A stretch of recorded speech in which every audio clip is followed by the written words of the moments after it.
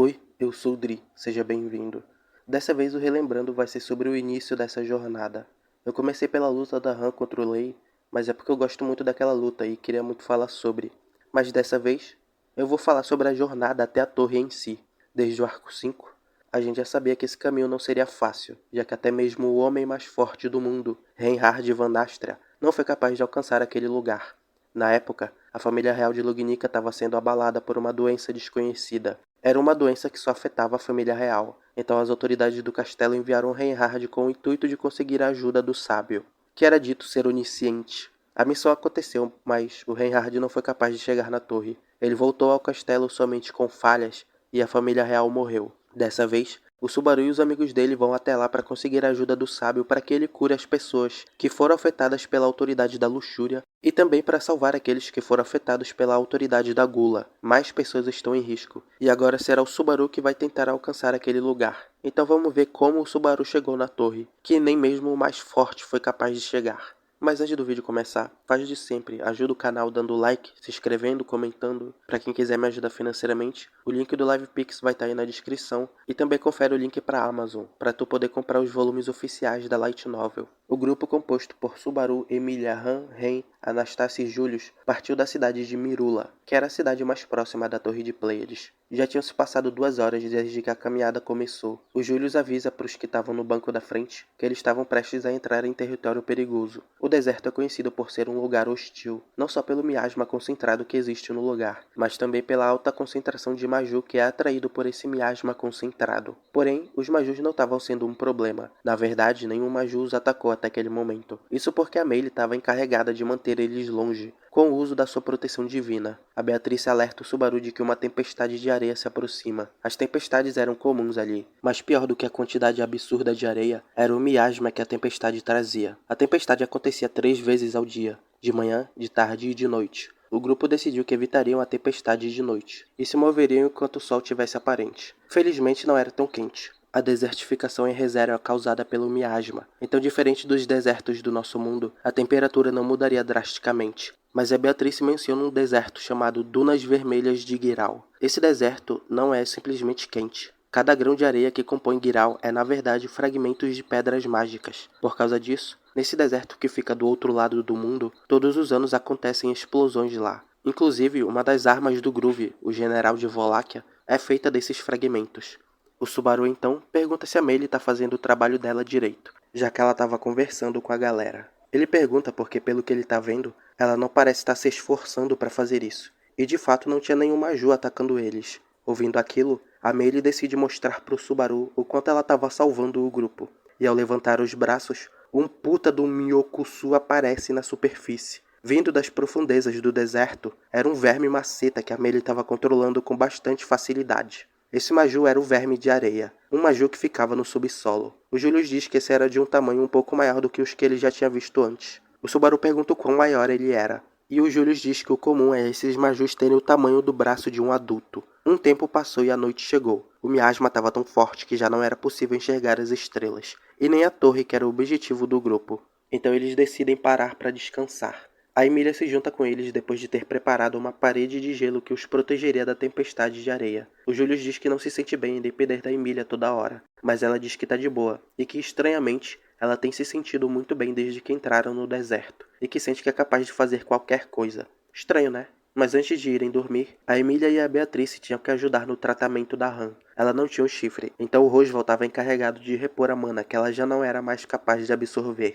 Mas como ele não pôde ir, essa tarefa ficou para as duas. O Subaru e o Julius ficaram do lado de fora conversando, até que a Anastácia chama eles para uma reunião. Ela diz que sair daquele deserto vai ser difícil, e pergunta se os dois perceberam algo. Os dois confirmam que também perceberam. Eles caminharam por metade de um dia, e mesmo assim, a distância entre eles e a torre não diminuiu. Eles começaram a pensar que talvez esse tenha sido o motivo do Reinhard não ter alcançado a torre quando ele tentou chegar lá. A Anastácia fala que quando eles estavam conversando com Reinhard sobre essa ocasião, ela tinha pensado que algo assim poderia acontecer. O Subaru fica puto porque ela pensou em algo que poderia ser bom de se discutir e resolveu manter esse pensamento para si. E fala para ela e para o Julius que, se eles pensarem em algo relacionado ao deserto, mesmo que seja trivial, é para eles falarem para alguém, porque pode ser algo importante. A Anastácia teoriza que o espaço ao redor deles pode estar deformado, como se eles estivessem conectados ao caminho que leva à torre, mas ao mesmo tempo não estivessem, e que pode ser que eles estejam andando em círculos. Isso explicaria o porquê da torre ser inalcançável. Ela especula que talvez isso tenha sido criado pelo denso miasma da área.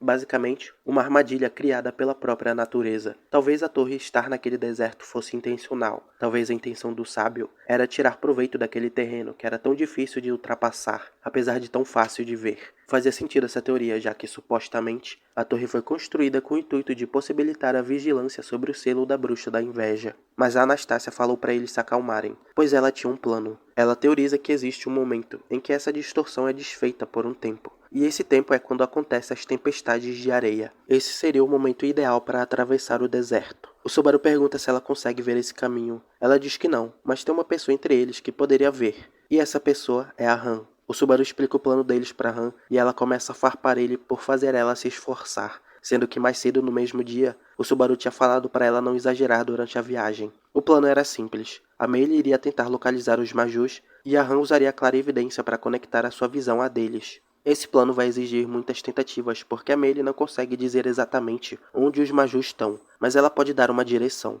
No dia seguinte, o plano foi posto em prática. O Subaru disse para Meili ignorar os Majus que estivessem no subsolo, já que se conectar aos que não podem ver a torre não faz sentido. Mas a Meili diz que não consegue fazer isso, e conforme o tempo passava, as tentativas e falhas iam se acumulando, e o desgaste ia tomando as duas que eram parte crucial do plano. 3 dias tinham se passado e nada. O plano não progrediu. Quando a Han tentava se conectar, a conexão com os Majus se quebrava toda vez. A tempestade tinha cessado e eles deram uma pausa. O Subaru, a Anastácia e o Julius se juntam de novo para discutir sobre a abordagem. Eles começam a conversar e o Subaru decide olhar para o céu. Lá, ele vê um pássaro sobrevoando o deserto. Na hora, ele entra na carruagem. A Han estava no meio do tratamento, mas o Subaru perguntou se ela podia usar a clarividência dela para ver através dos olhos dos pássaros. Quando ele diz isso, a Emília lembra de uma coisa que um barman com quem ela e o Subaru conversaram em Mirula disse. Ele falou sobre uns pássaros e que, aparentemente, eles sempre sobrevoavam o deserto e iam direto para a torre. A Han escuta a conversa deles e, imediatamente após isso, ativa a clarividência, conseguindo firmar uma conexão com aquele pássaro. Nessa hora, o Subaru manda todo mundo para os seus lugares. Essa era a única chance que eles teriam, e a única chance que eles precisariam. Então não havia tempo a perder. Se eles ainda estivessem no primeiro dia, o Subaru nunca teria pensado em seguir o conselho daquele barman. Mas depois de vários dias acumulando falhas, o Subaru percebeu algo. Era impossível que aqueles pássaros fossem aves normais. Os Majus são uma coisa, mas mesmo os animais teriam que tomar cuidado com um terreno cheio de predadores e com um miasma tão denso. Fora que, eles não encontrariam comida naquela área. Então não fazia sentido qualquer tipo de animal ir em direção àquela torre. Eles têm que ser algum tipo de truque. O cenário que a Han estava vendo através dos olhos do pássaro comprovavam que a teoria do Subaru estava certa. O pássaro não perdia a torre de vista e estava voando em uma linha reta em direção à torre. Mas só porque eles conseguiram isso, não significava que a viagem ficaria mais fácil. Lembrem-se, o único momento em que a torre se torna alcançável é durante as tempestades. No meio daquela ventania, cheia de areia e miasma, eles desafiaram aquele terreno que impedia a passagem de qualquer um, até que de repente, a tempestade sumiu. Toda aquela ventania desapareceu como se tudo não passasse de uma ilusão. Ao vencer a tempestade de areia, a torre à noite se tornou visível. O miasma já não impedia a visão das estrelas mais. Isso era a prova de que o plano deu certo. Eles conseguiram avançar e agora, eles tinham visão para um lindo campo de flores. Um campo de flores?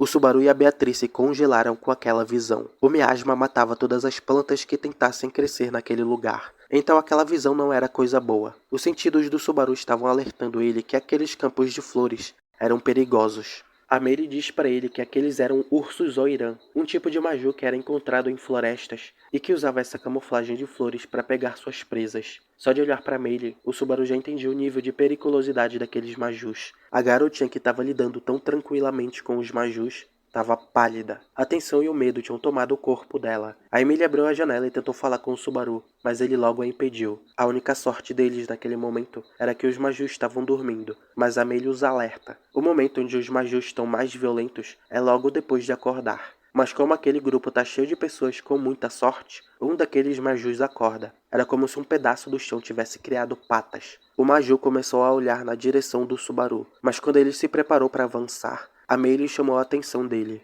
Ela estava fazendo aquele barulho que a gente faz pra gato. Ps, ps, ps, ps, sabe? Amelie conseguiu fazer o Oiran ir para outro lugar, mas quando eles estavam sentindo o alívio por ter saído dessa, o rugido do Joseph, o dragão de terra que eles conseguiram em Mirula, ecoou pelos campos de flores, acordando todos eles. Era uma situação desesperadora. Era fácil perder pro medo naquela hora. No momento em que os Oirãs avançaram, a Emília fez uma lança de gelo e perfurou um dos Oirãs. A lança congelou a cabeça do que ele acertou e fez o Maju cair em cima de outros. O grupo começou a correr através dos Majus em direção à torre, enquanto a Emília atirava suas armas de gelo nos Majus. A Han tinha pegado as rédeas do dragão de terra e o Julius foi pro lado da carruagem, para lidar com os Majus que tentassem se aproximar. Vendo aquilo, o Subaru e a Beatrice se juntam à batalha. Eles lançam algumas estacas de minha. Eles não podiam atacar muito, já que a reserva de mana do Subaru era muito baixa. A Meire decide usar a sua carta na manga, que era aquele Myokusou que ela tinha mostrado antes. Ela tinha secretamente feito ele acompanhar o grupo. Aquele Maju foi capaz de matar vários Oirãs, por causa do seu tamanho colossal.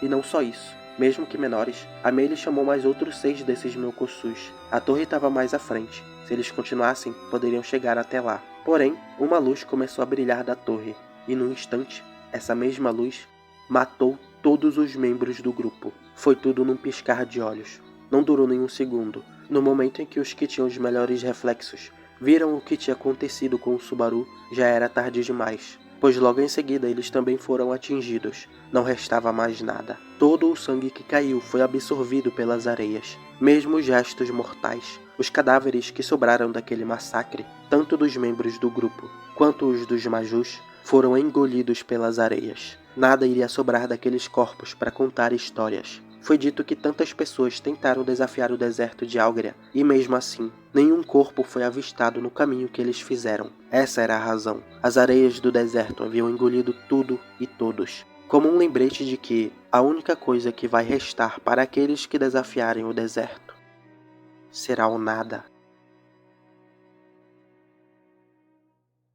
Enfim, não esquece de deixar o like, de se inscrever no canal e de conferir os links na descrição. Espero que tenha gostado do vídeo. Muito obrigado por ter assistido do início até o final. Valeu, falou e nos veremos em breve.